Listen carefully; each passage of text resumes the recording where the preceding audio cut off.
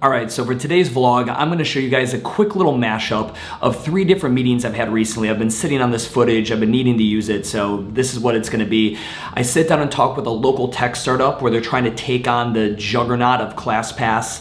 A local affiliate owner out of Montana came by, dropped into Urban Movement and took a class, and we got to shoot the shit beforehand. And then a recent call I had with a solo trainer, a solo coach who's trying to create his own brand, his own presence out there in the crowded world of, fitness professionals, and some of the advice I gave him to make him stand out in a crowded marketplace. And don't forget, the Self-Made Summit is October 19th and 20th. If you've been thinking of rebranding your gym or evolving your brand, there is no fucking better place to be. And I know a lot of you guys are balling on a budget, so we decided to go ahead and create a pay half now, pay half later ticket option. The link will be down in the description, or shoot me a DM. I would love to see you guys there. All right, no more plugs. Let's get into the fucking vlog. What the fuck, though? So, what's up? How can I help? Dude, gym monkey, man. Yeah. So I know I talked to you a little bit briefly about it, what we want to do. So you're familiar with ClassPass, Yes. so I'm sure, Mind Body, Yep. and all the likes, third body guys. So we're going to be very similar to it, but very different. Right? Are you member management like MindBody, or are we talking just like class access to the masses? And So when I look at things like ClassPass like products in a city like Charlotte is like what we talk about this is like, it's very much like Tinder. It is, I'm just casually just checking out some different gyms. The person who purchases ClassPass in Charlotte is generally transplant based, and they're just taste testing, like that Right. beer flight example I used, or they're non-committal. I don't want to dial into just one thing. I want to just have these options, right? So instead of paying $175 at one singular studio, I pay that here, and I can now taste test a bunch of different things. right. That person, like we have a rate of how long does someone class pass before they convert here. If I can get someone to 15 classes here within a 5-month period, I have a high likelihood of converting them long term. Just Right. like if I can be Tindering and I'm dating this chick for a while and we go on enough dates, I might be able to tie her down. Like I might be able to date her formally, kind of scenario. Right. And what do you guys do? This is the biggest downfall for ClassPass. Berries, Orange Theory, Soul Cycle. A lot of the big names aren't going to get on because they don't need to, right? Right. They're selling. So at a certain point, like in New York City, when you go and talk to people in New York City, ClassPass is a broke person's fucking gym membership. Right. Like you are 100% judged. Like you're on ClassPass, it's because you can't afford you can't afford Berries or fucking the Fitting Room or these other ones that refuse to go. Yeah. Like, so how does ClassPass and products like this not become? Or do you just like, I just want to be we want to own that section of the market that we just like, when you can't afford this stuff, this is who you come to. Gyms look at these products as it's the part of the top of the funnel.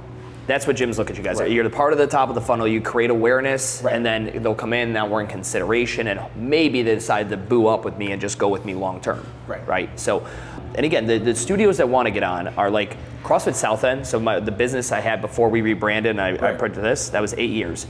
ClassPass ran at us for 4 years trying to get us on ClassPass. I said no every time. At first it was because the price per class wasn't high enough, and then they went up to the price that I wanted per class, and I still said absolutely not. Right. I didn't need it. We had such a volume of clientele there. Now, rebranding and opening this thing brand new, less than Right. 3 years in, we utilize ClassPass now for brand awareness, right? We're getting the name out there, getting people to at least come in, even if there's not a transaction of a membership, Right. to be like, oh, I went there, and they will at least say I had a good experience, or it wasn't for me because of this, or it might be for me because of this in the future. Right. When gyms, so the thing with the micro, everything's very nomadic, especially here in South End. Like you go out to the burbs, it becomes less nomadic. Like it's almost Right. two different marketing planes. It is. Here is like the microbreweries. What's the flavor of fitness for you today? Right. One day it might be this, one day it might be that. Right. What do you guys do, and how does something like this sustain as someone ages it? Like as people go to want to have just that home gym. Like again, eventually you get off Tinder, right? Right. Is it the hope is that we are able to keep them on the subscription for Gym Monkey for a fee, and they're able to use it maybe in less? Because if I get my home gym here, I'm maybe looking to go hit a class maybe once a week, maybe 4 times a month, somewhere else different. Is there like a lower end subscription where I can still justify my $190 a month Urban Movement subscription, and then I've got this smaller nominal subscription? Right, so we have 3 different ways to buy coins. So we sell coins. Yeah. So say I'm all for, like, things like this are like, again, in the biggest pitch, you know, the way I always sign off on this stuff is 100% low risk for us, Right. as long as the dollar amount per class we get is equaling what we are getting as if somebody was coming in. That's just that's the only fine line. Beyond that, any gym that's looking to increase brand awareness, I think it's a smart play, as long as everyone get there. And then you're going to have people who are going to negotiate, and they will take lower rates because they're branded. Like, I guarantee you who you could crush it with. Here's one of 2 things happens. People freak the fuck out because they're like, I've been doing this for 10 years and it's still not doing what it needs to do. Right. Or people are like, holy shit, I made 10 years, I can make it 20. Yeah. You know, type scenario. Yeah. What is it for you guys? I think it's a little bit of both. Yeah.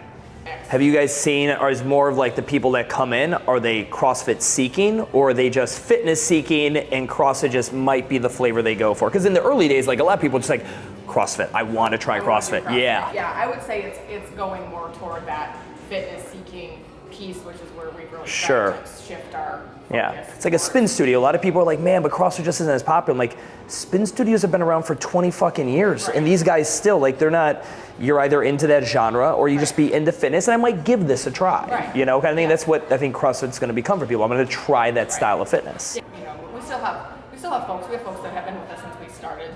You know, but even most of those folks have kind of shifted towards Sure. doing. You know, they were really into CrossFit when we first started, like Yeah. CrossFit as the sport of CrossFit. Yeah. Moving more into that.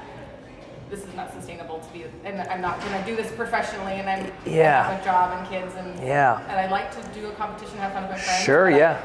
I'm not going to go to the games. Yeah, correct. It's like signing up for a beer league, softball league Right. kind of scenario. It seems like I'd still like to be athletic and do a thing, Yeah, but I like, always tell people, I'm like, it's like the people who want to do a marathon, who Yeah. like run long distances, 100%. and do 5Ks and do half marathons. 100%. They don't do it because they think they're going to win the Boston Correct. Marathon. They do it because they enjoy it Yeah. and they want to challenge yeah, themselves. anybody who runs on a long enough Keeps time. them, people that keeps them doing it.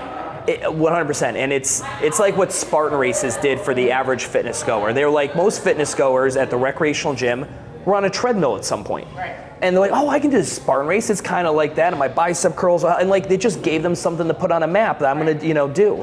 I agree. I think anyone who runs on a long enough timeline signs up for a 5K or a 10K or a half.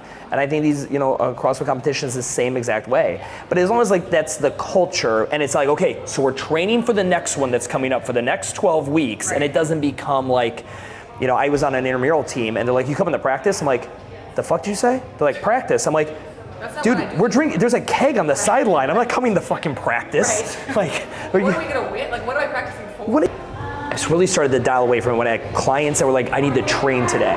So you mean work out? And they're like, well, no, train. I'm like, you've been here 6 months. Day one, yeah, exactly. Day one when you came in, you said, I want to get fit. I used to play sports. I just like to get fit again. That's all it was on day one. It's not even been a year, and you're in this, I need to train for it. It's like you work at Bank of America 9 to 5. Like, that's not changing. Where we've definitely really tried to, and that's been hard. I mean, I think it's hard for. You still have those folks where you're like, That's how they've identified you. That's they've known you. Nobody likes change. Like human beings instinctively don't like change. Yeah. So it's gonna be tough, but it's one of those things that identity changes for some people, or they just like when we pulled that flavor off the board and we changed everything. Huge exodus, and then it slow dripped after that. But then also the wave of people coming. Like I heard this was like where I go to do CrossFit after I don't want to do CrossFit anymore. I was like, that's such a great way to put it. I was like, exactly. Yeah, and I think that too, we've switched our entire model over to we do PT first. Yeah, very cool. A lot of PT. Yeah. We've had more That's PT awesome. revenue in the last year than we had in the previous. How long have you guys been doing it now? PT for over probably 18 months. Awesome. Yeah. I'll take gyms and I've got this Excel sheet and it goes out to 60 months and then it goes out to 120 months. I'm like, do you plan on being in business for 10 years, 12 years? Yeah. I'm like, and then we do this one-to-one model where like, here's 150 up front and then you just charge me 150 on the back end with a good retention rate. And here's all the people you would need to run this business, and where if you want to leave, like be able to walk away from it and, pop in and coach a class every now and then, but you'd like to be able to take a paycheck from it and not have to do anything. And you take that on in the long run and it just like the numbers just don't, the math doesn't work. You need that second revenue stream. And especially with someone with CrossFit, because everyone walking into CrossFit is instantly in their head like, I'm nervous. I've heard this is hard. hard. It's kind of intimidating. I've never used that. So some education work. It's the same thing with CrossFit. Like, who in the world like walks and is like, no, I'm just gonna get started. Yeah, I got all that. I'll figure it out on the fly. Like, it's just insane. Most consumers are like, no, please teach me. And it's more out of embarrassment. So generally male owners will be like, nah, I think most guys don't want to do one-on-one because they're like, here's the key. Go take a yoga class if you've never taken a yoga class. As a fit male, walk into a yoga class and they say Warrior 3 and everyone knows how to hit Warrior 3. They say down dog, they know what to do. And you, while you're fit, you don't know the names of the exercises. You are maybe off balance because that's one of the 10 elements of fitness. We really don't test all that much. And you feel anxiety, you feel a little bit of embarrassment because you're amongst all these people that are doing better than you. I'm like, now amplify that times a million for Sally who walks in the gym and is 30 pounds overweight. Yeah. Weights. You've never and you got some dude working out the shirt off and some gal that's 20 years old. And I mean, I put that out there. And a guy like, dude, I'm not gonna lie, I've literally blocked you 10 times because I think you're a piece of shit. But you told me that, and I went and tried the yoga thing. Right. And I now completely get why PT First would be helpful for someone coming into my thing. Bottom line, now let me ask you this. What did Kelly Starrett do that fucking was pioneer level shit? The daily videos. How many did he do? 365 every single day, uploaded to Facebook and YouTube and Instagram. Not Instagram back then, but Facebook and YouTube. Right. Every day. So for mobility, right, with what you do, people need to know where in their asshole they need to shovel a crossball. Right. Your thing is visual. Right. Do you have a video catalog of how to free up your rotator cuff? Do you have a video catalog of having pain in your left glute? This is the things you would look at. Like, have you created those video catalogs yet? Where it should be. It's not updated. Are you familiar with Zach Long? Familiar with Barbell Physio? No. So number one, you need to do your fucking homework. That'd be like you wanting to play basketball and you don't know who the fuck Kareem Abdul-Jabbar is or who the fuck LeBron James is. This is, go and check out the Barbell Physio by Zach Long. You would see his YouTube channel, his Facebook videos. He just redid what Kelly did in a different delivery style. Kelly's very, very showmanship. Zach is not. He's just got a different delivery style. And now Zach, again, he just opened up a PT studio down the street from me. He travels all over the country. He does seminars and stuff. And he did it and built it on the back of a couple hundred YouTube videos. That's all I've did. I've literally built a career on the back of 400 videos. Let's talk branding for a second. Kelly Starrett called it, what did he call his? Mobility Wad? Do you know that that means nothing to anybody who isn't a CrossFitter? That's why Kelly Starrett is such a genius, because he just niched down to the people who would know what that means. Your name is Matthew. I fucking get it. Mobility is what you do. I get it. Now, I'm not changing you to telling you to change your name, but when you have a clever name, and Matthew's Mobility is clever, just like Urban Movement, that's the name of my gym. Do you know how many people walk in and think it's like Urban Outfitters or a fucking brewery or some shit like that? They don't know what the fuck it is because I decided to get cute and clever with the brand name.